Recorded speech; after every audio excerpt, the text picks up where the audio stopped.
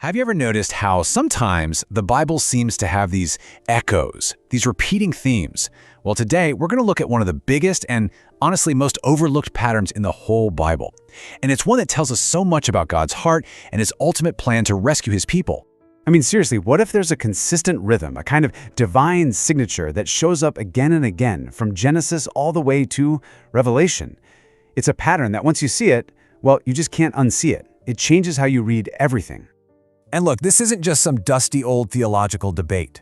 This pattern is like a window right into the very nature of God.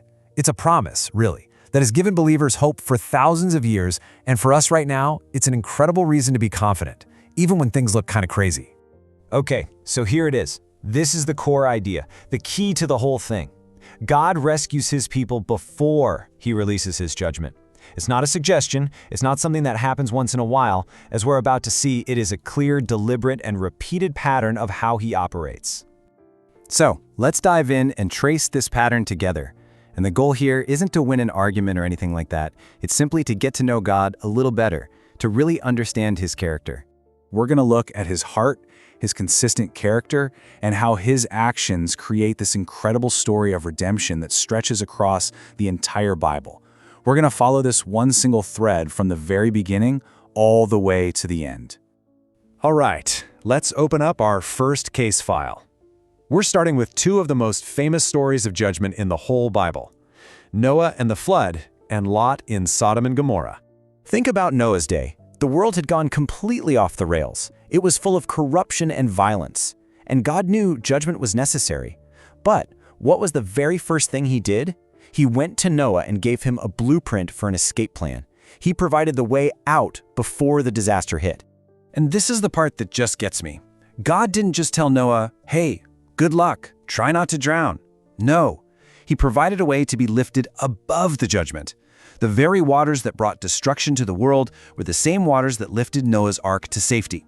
The instrument of wrath became the vehicle of rescue. Okay, now let's jump over to Sodom and Gomorrah. We all know the story of fire and brimstone, but right before any of that happened, God sent in a special operations team, a couple of angels with one critical mission: get the righteous out of the city. This verse is wow. It's a total game changer. The angel literally says to Lot, "Hurry, we can't do anything until you're safe." Think about that. The judgment of God was put on hold. It was physically impossible for it to begin until Lot and his family were safely out of the blast zone. That's not just a small detail. That's a divine rule of engagement. Rescue first, then retribution.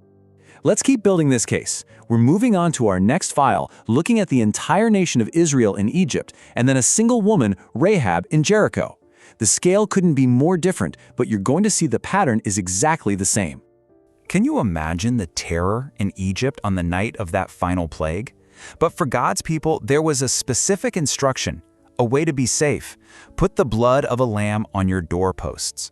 It was an act of faith that served as a shield, a sign that said, the judgment passes over this house.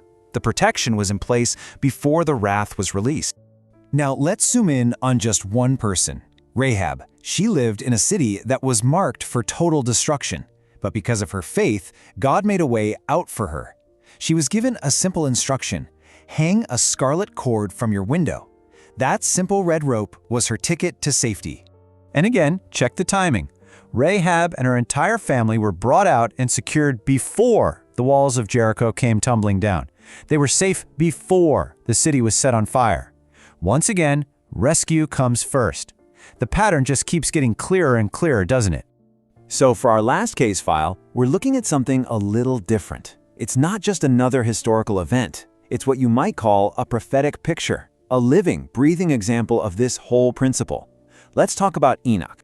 So way back before the flood ever happened, there was this guy Enoch, and the Bible says he just walked with God. He was so close to God that one day he just wasn't there anymore because God just took him. He completely bypassed death and was removed from the world before the massive judgment of the flood. What an incredible picture of rescue. Now this is a really important distinction the Bible gives us. You have two types of salvation happening around the same event. Enoch is a picture of being completely removed, taken up before the judgment even starts. That's what many call the rapture. Noah, on the other hand, is a picture of being protected through the time of judgment. Both are saved, for sure, but Enoch is the ultimate example of God's pattern of taking his people out of the way before his wrath arrives. Okay, so we've looked at the evidence, we've seen the pattern over and over again. So what? What does any of this history mean for us right here, right now? Well, let's connect the dots. I mean, just look at it all laid out like this. Noah lifted above. Lot pulled out before. Israel covered. Rahab delivered. Enoch caught up. This is not a coincidence, folks. This is a clear, consistent, intentional display of the very character of God. He always separates his people from his judgment. So why does this matter so much? Because the Bible talks about a future period of judgment called the tribulation. And it's crucial we understand what this is. It's not just a time of increased persecution against Christians.